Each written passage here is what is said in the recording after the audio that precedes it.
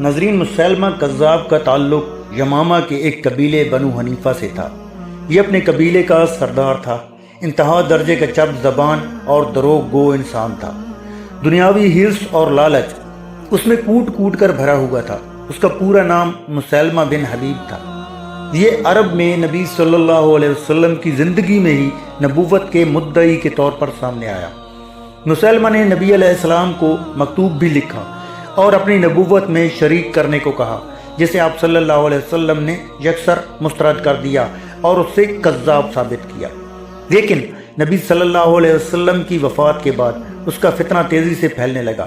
اس کے قبیلے یعنی بنو حنیفہ کے لوگ دنیاوی لالچ اور نام کی ہوس اور منافقت کی وجہ سے اس لیے اس کا ساتھ دینے لگے تاکہ ان کے قبیلے کا نام اونچا ہو اور عرب قبائل میں انہیں فضیلت حاصل ہو۔ اس نے اپنا مال و دولت بے دریغ خرچ کر کے لوگوں کو اپنے ساتھ شامل کر لیا اور اس زور و شور سے اس عمل میں مصروف رہا کہ اس کا 40,000 کا لشکر یمامہ کی وادیوں میں پھیل گیا۔ ناظرین، اس نے باقاعدہ خلافت کو چیلنج کیا اور بغاوت پر اتر آیا اور اپنی نبوت نہ ماننے والوں کو قتل کرنا شروع کر دیا۔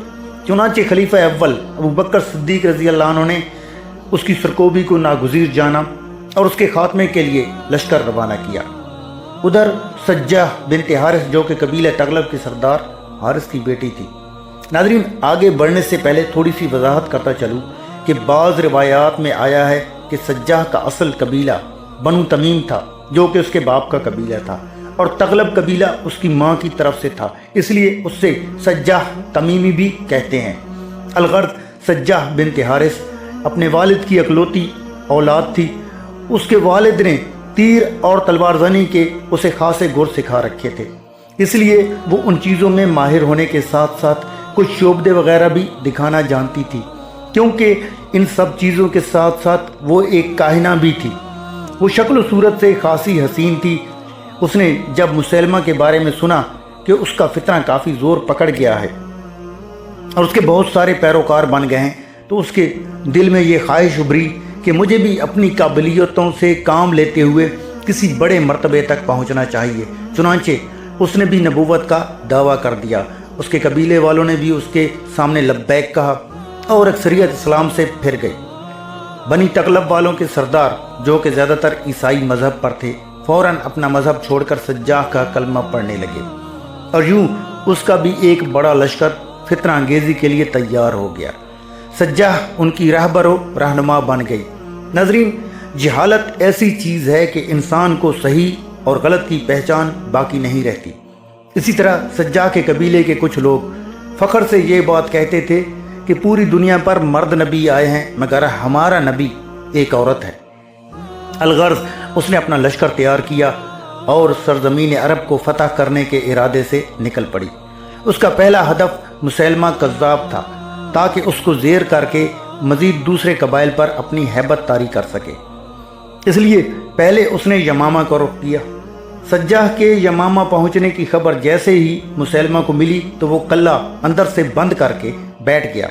سجاہ نے یہ حکمت عملی اپنائی کہ قلعے کے اطراف میں موجود تمام پانی کے چشموں پر قبضہ کر لیا۔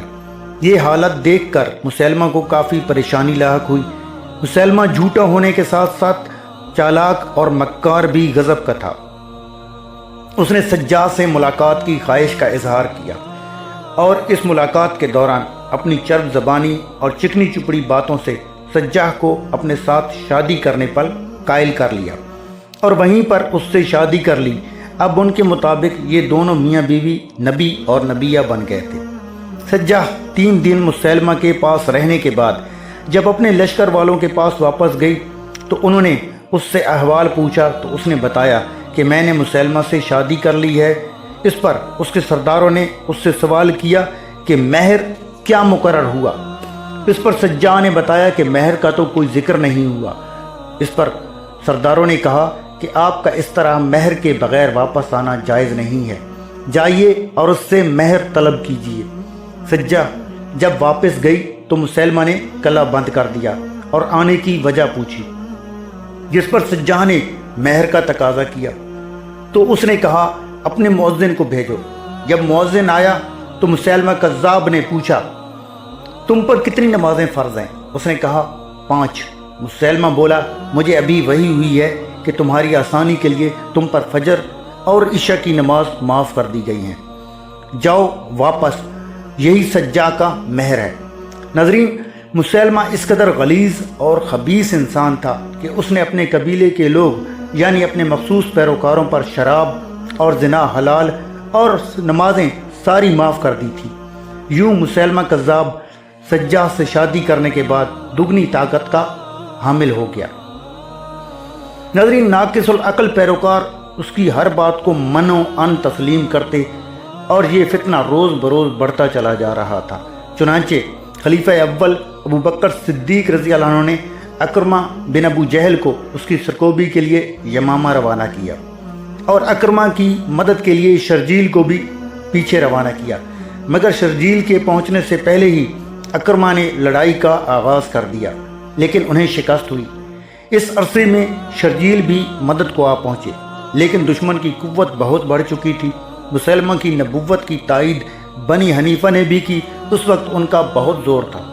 شرجیل نے پہنچتے ہی مقابلہ شروع کر دیا، لیکن وہ بھی کامیابی سے ہمکنار نہ ہو سکے۔ اس عرصے میں خالد بن ولید رضی اللہ عنہ دیگر مرتدین سے نمٹ چکے تھے۔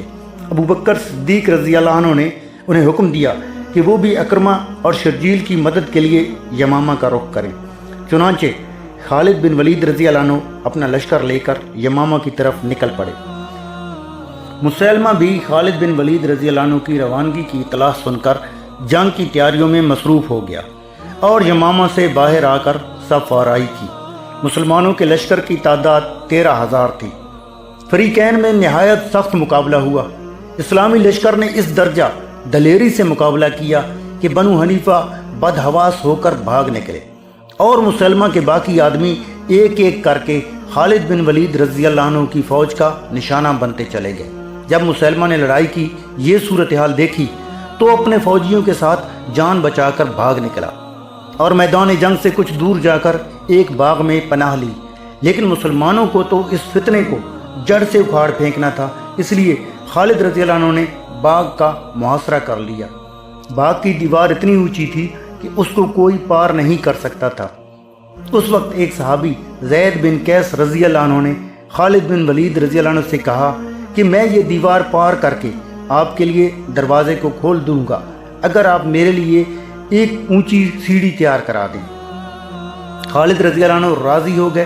اگلے دن زید بن قیس رضی اللہ عنہ سیڑھی کے ساتھ باغ میں اتر گئے۔ مسیلمہ کی نظر ان پر پڑی تو اپنے فوجیوں کو حکم دیا کہ اسے قتل کر دو۔ تب اس کے فوجیوں نے زید رضی اللہ عنہ پر حملہ کر دیا۔ لڑائی میں زید کا کندھا کٹ گیا، مگر پھر بھی انہوں نے دروازے کو کھول لیا۔ ادھر مسلمان صف بندی کر چکے تھے۔ مسلمان اندر داخل ہونا شروع ہو گئے اور ایک دفعہ پھر گھمسان کی جنگ شروع ہو گئی۔ اچانک خالد بن ولید رضی اللہ عنہ نے نیزہ لے کر مسیلمہ کو پکارا، یا عدو اللہ، اے اللہ کے دشمن، اور مسیلمہ پر نیزہ پھینک دیا، مگر اس کے محافظوں نے ڈھال بن کر اسے بچا لیا۔ اس وقت اس کے محافظ غیر حتمی طور پر اسے چھوڑ کر چلے گئے۔ پھر اسے حمزہ رضی اللہ عنہ کے قاتل وحشی بن حرب جو مسلمان ہو چکے تھے اس نے ایسا نیزہ مارا کہ مسیلمہ کذاب وہیں پر ڈھیر ہو گیا۔ اس طرح وحشی بن حرب نے حمزہ رضی اللہ عنہ کو شہید کرنے کا کفارہ ادا کیا۔ مسیلمہ کے لشکر کے آدھے لوگ مارے گئے۔ تقریباً یمامہ کے ہر گھر میں صف ماتم بچھ گئی۔ جنگ کے خاتمے کے بعد خالد بن ولید رضی اللہ عنہ نے اہل یمامہ سے صلح کر لی۔ یہ جنگ یمامہ کے نام سے جانی جاتی ہے۔ مسیلمہ کذاب اور دیگر جھوٹے مدعیان نبوت کے خاتمے سے اسلامی سلطنت ایک بہت بڑے خطرے سے محفوظ ہو گئی، جس میں اہم کردار ابو بکر صدیق رضی اللہ عنہ کا ہے، جنہوں نے دینی اور سیاسی بصیرت سے کام لے کر اسلام کو انتشار سے بچانے کے لیے یہ اہم کارنامہ انجام دیا۔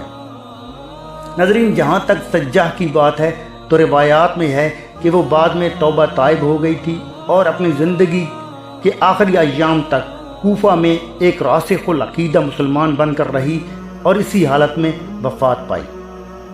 ناظرین، اگر ویڈیو پسند آئی ہو تو لائک اور شیئر ضرور کریں اور ہمارے چینل کو سبسکرائب کرنا مت بھولیے گا۔ اگلی ویڈیو تک اجازت دیجیے، اللہ حافظ۔